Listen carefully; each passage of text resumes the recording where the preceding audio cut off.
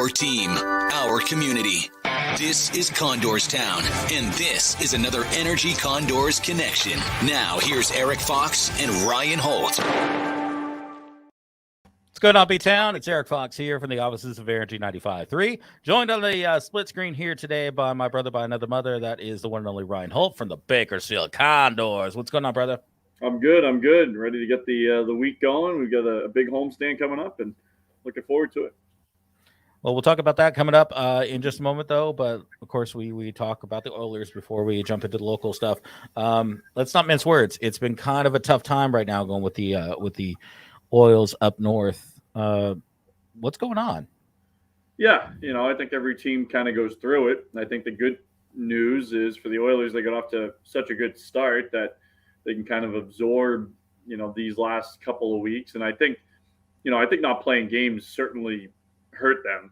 I think, yes, they haven't, had the greatest record over the last 12 games, but I think not playing a lot has really hurt them too. It's kind of strung it along a little bit and kind of magnified things. I mean, they played one game last, 14 days, and now it's kind of magnified. And now they're off until I think Wednesday or Thursday. So actually, I think it's Thursday. So, it's just the nature of the business right now.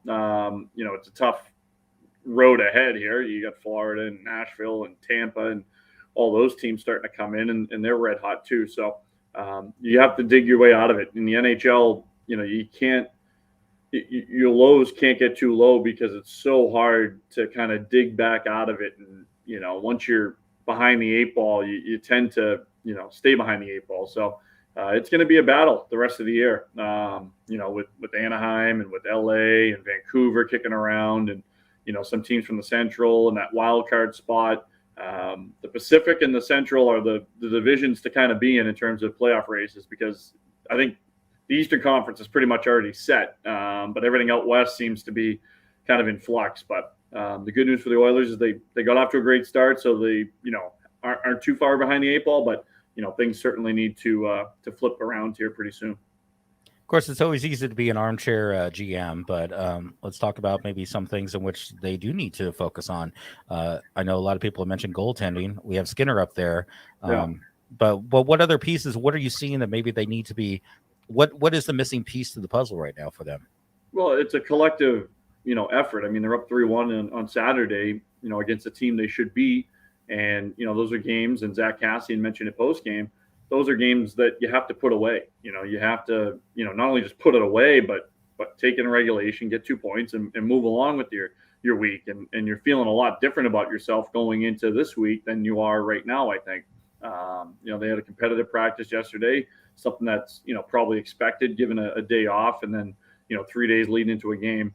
But if there's one thing I know, it's the competitor that, Leon Draisaitl is, that Connor McDavid is, that the leadership group, for Edmonton is, can kind of, power you through these type of situations. And, tough spot for Stu to be in up there. But, I mean, there's never a good spot, when you're kind of that third goaltender in an organization.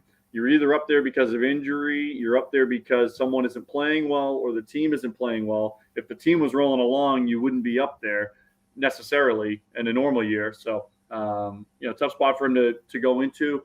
Look good through 2 periods. Probably would want some back in the third, but that's part of, growing up in the NHL. And, he's growing up on the fly, and it's not easy. And there are very few Jordan Binnington stories from a couple of years ago out there in the NHL, and that's for a reason. It's not the easiest position to play in, and he'll work his way through. Though I'm fully confident in that. One question that just popped in my head, and it's been mentioned, I've seen in numerous places about the media involvement. I mean, you get to see both sides of things, but Canadian media tends to be a little harsher when it comes to some of the stuff with the teams, as opposed to LA has a rough patch. There's a whole lot of other stuff, but it's so laser focused on that team. Does that really affect the team at all? Well, I think, and whether or not the team notices things or not is a different story. But from my perspective, and this has always been my perspective, and it's the reason why I enjoy being here in Bakersfield. It's you want your work to be noticed, and you want it to be prevalent and noticed. And some players thrive in that type of situation. Again, this is different between players and work, I guess, if you will. But it's different in the Canadian market. It's just different. It's the same as if LeBron was in LA. You know where he is at all times in LA. It's Kyrie and KD in Jersey and New York City. You know where they are at all times. It's the same thing up in Edmonton, in Toronto, Vancouver, Calgary. This is their LeBron. This is their number one. Whereas, as you mentioned, in LA, if the Kings are good, they get in, they get mentioned, of course. But if the Kings are bad, they're fifth in the spectrum right now. And even if they're good right now with the Super Bowl and everything going on, it's kind of a side thought, and that's just the way it is. So it's definitely different, and we've seen it in baseball and all other sports. I'm blanking on the Carl Crawford in Boston. Couldn't deal with it, and just couldn't deal with the media coverage and things like that. And that's just the nature of the business. I was always been curious about that. Thank you for that. Let's go and jump to the local stuff, because last weekend we did have plans for 2 games. We got one out of them. The Friday game did get postponed, but you guys did have a very, very strong game on Saturday versus San Jose. What'd you see there? Yeah, the team's rolling along right now, unbeaten in 9 straight games, and have won their last 4, which is great. Right in the thick of things right now, up at the top 4 in the Pacific Division. And, we talked about Stockton and Ontario kind of being 1-2, but they're starting to come down to earth just a little bit. So it doesn't take much, because you're going to play each other so often that, a couple wins here, a couple losses there, and all of a sudden things, start to tighten up a little bit. So this team's playing really well right now. There's no doubt about it. They're getting good goaltending. Ollie Rodriguez came back from the ECHL with Wichita, had a good start there, and had a good start here. And I think it's been a lot of guys that have stepped up, and maybe some guys that haven't gotten the print coverage here over the last couple of months. But James Hamlin scored 2 goals on Saturday night. He has 7 points in his last 7 games. He's just been a force up front. Seth Griffith, Cooper Marody, they've done what they always do, which is find the back of the net and help drive the offense. But to start to get that secondary scoring, it has been really important. Defensively, the team's been rock solid. Vinny Desharnais, I think, has 4 points in his last 3 games. But more importantly, the team is really hunkering down defensively. They've allowed 3 goals or less in just about every game during this 9-game streak. So basically, you go out there and you say to the guys, "Hey, let's get 3 goals, or you're going to win a hockey game." And I think it's a real confidence boost for a team. So Tucson comes in Wednesday, and then we've got another mini series with San Jose this weekend. So we'll see what happens here over the next couple of weeks. But this is a good portion of the schedule here to try and make up some ground and really push Ontario and Stockton. Let's talk about tomorrow's game, because you guys are playing Tucson. Memory is serving me wrong or right, but it doesn't feel like we've really seen that much this season, if at all. So what are we looking at for tomorrow's game?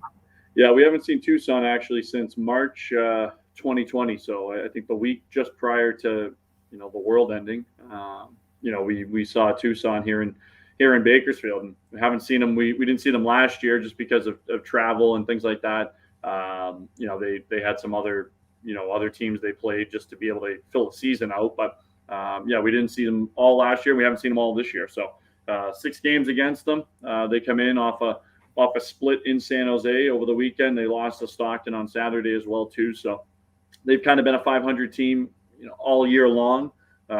They're dealing with call-ups and injuries and things like that right now, which the Condors dealt with a month ago. But the fortunate thing for Tucson is they're battling their way through it too. They're kind of doing what the Condors did, and being able to stick in games, being able to stick in weeks. And even if you have quote unquote your ECHL team kind of playing in the AHL, you're still able to hang in the fight, and they've done that.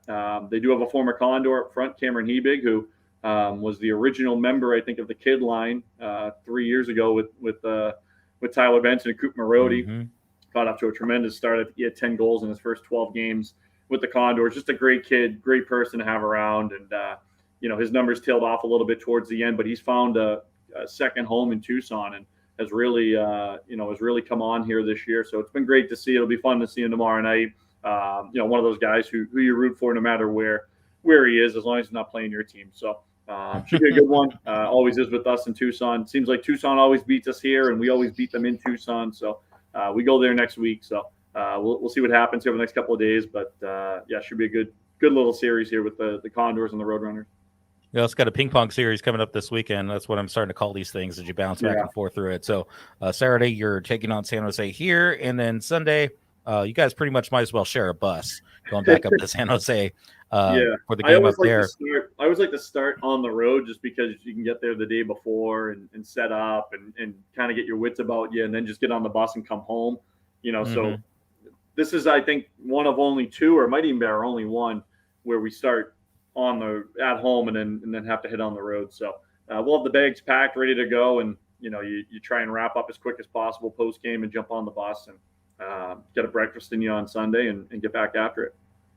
To go check out either the game tomorrow or Saturday, Ryan, where do people need to get them ticks? Yeah, BakersfieldCondors.com. Saturday night is youth jersey giveaway night too, by the way. First 2,000 kids, 12 and under.